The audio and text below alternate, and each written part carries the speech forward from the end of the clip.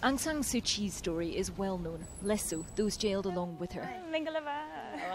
There was no house arrest for Zin Mar Aung. She was held in prison for 11 years, 9 of them in solitary confinement. Her crime, protesting against the military regime. Yes, this is my hometown and my house. Now she's a candidate for the National League for Democracy. We're on our way with her to watch her vote.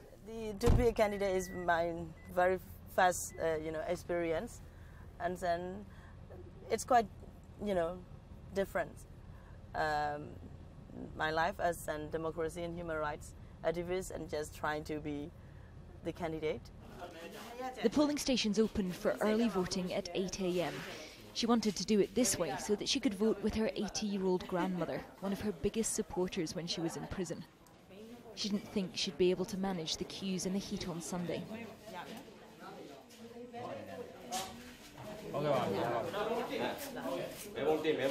This small act in a nondescript polling station embodies the change taking place in this country. This lady was born into British colonial Burma. She's seen independence, the decades of repressive military rule. Now she's watching her granddaughter running for parliament. The smile says it all. And then it's the candidate's turn. Zin Mar Aung, how does it feel? Yeah, actually, here is my very first experience voting in my life. And how is it? It's great. Feeling great. Yeah. Democratic duty done, she heads off to take her grandmother home. But there's a problem waiting outside for us. He want to record. Right. Yeah, your name and your name, our agency. And may we see some identification from the gentleman?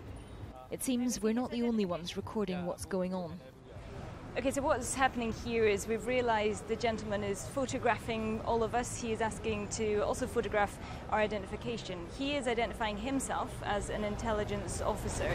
So clearly some things in this country really haven't changed all that much. The authorities here very carefully monitoring still everything that's going on. Later, we catch up with the candidate again, now on her way to her campaign office. Inside, she shows us through her collection of photos. He was also arrested 2 days after I was arrested. Yeah. And then the pictures she's not in because she was in jail. Yeah, at that time I was in the prison.